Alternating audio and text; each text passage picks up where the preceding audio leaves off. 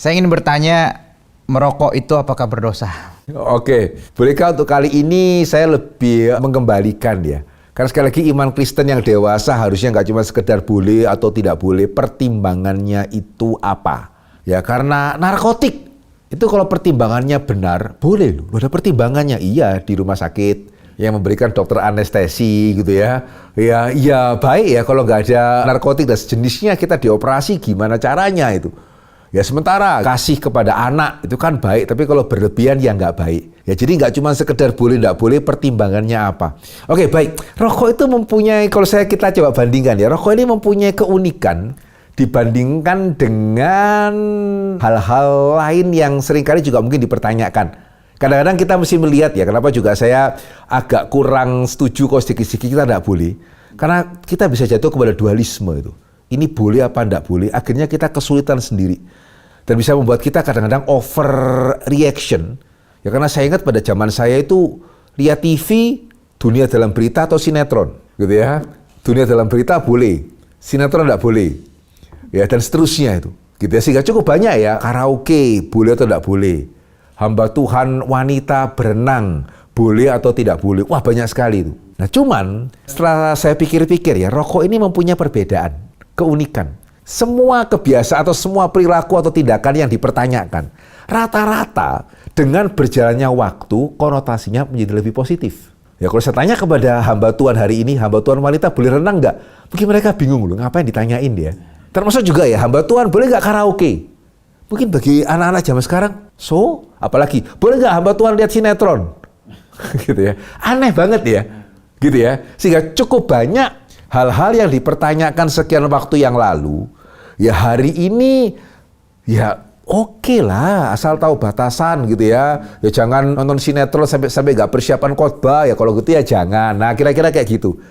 Pernah memperhatikan nggak ya, rokok ini unik. Semakin lama semakin negatif.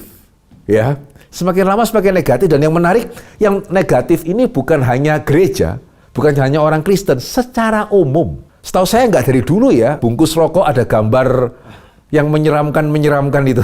Gitu ya. Nggak dari dulu loh itu. Gitu ya. Demikian juga nggak dari dulu ya, dalam ruangan tertutup jangan merokok. Nggak dari dulu loh, setahu saya yang sudah hidup sekian puluh tahun ini gitu ya, nggak dari dulu itu. Sementara dalam kebiasaan yang lain tadi ada sebagian kebiasaan yang cenderung positif, lebih positif. Ada yang kedua yang sama jelek, ke prostitusi. Ya dulu jelek, sekarang jelek. Ya nggak lebih jelek. Ya, tapi juga nggak lebih baik gitu ya, tetapi juga nggak lebih jelek. Ya dulu jelek, sekarang jelek. Rokok kan enggak. Ya sehingga ada yang mengatakan, ini loh Abraham Kuyper ini merokok. Gitu ya. Iya. Gitu sehingga dulu kita banyak menemukan orang-orang Kristen, pemimpin-pemimpin Kristen tuh merokok. Ya, oh berarti boleh dong gitu. Nanti dulu. Nah tadi mesti menghindari, jangan cuma sekedar boleh enggak boleh. Kenapa terus? Ya sementara hari ini kekristenan cenderung lebih longgar. Apalagi dunia, kok khusus mengenai rokok dunia juga lebih ketat. Ya sehingga banyak perusahaan rokok kan bahkan sudah mulai diversifikasi ya. Gitu. Dan herannya mereka juga tidak protes ya. Kami kok dianaktirikan, kenapa kami harus memasang label itu? Ini heran kan? Ya kami kok nggak diperlakukan adil, padahal kan kami juga bayar pajak. Ya karena ada beberapa isu ya, satu isu kesehatan. Betul ya, yang berarti bukan cuma orang Kristen ya. Ya ini isu kesehatan yang bahkan harusnya yang membuat rokok sendiri pun juga menyadari itu, kenapa mereka juga tidak protes itu. Dan yang kedua, kita juga ada isu kecanduan. Ya sehingga ada yang mengatakan kami jual mobil. Ya dia jual rokok. Kok bisa dia untungnya lebih besar? Karena kamu beli mobil sekian tahun sekali. Rokok dibakar. Gitu ya, sehingga meskipun secara harga ya kita tidak bisa bandingkan dong harga rokok yang paling mahal dengan harga mobil yang murah gitu ya. Kenapa kok yang rokok ini bisa dibakar?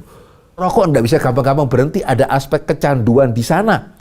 Dan yang ketiga, aspek ketidaknyamanan. Ya, sih kalau saya boleh mengatakan semua orang yang tidak merokok, ya kecuali dia sendiri juga perokok, lebih berharap jangan ngerokok deh kamu, meskipun di luar ruangan. Ya, ada aspek ketidaknyamanan, dan apalagi di dalam kekristenan ada aspek tidak jadi kesaksian nih. Ya sehingga bolehkah untuk kali ini, karena yang dulu setahu saya harusnya saya sudah jawab, sekarang saya kembalikan ya. Menurut saudara gimana loh? Gitu ya. Orang Kristen harusnya merokok atau tidak gitu.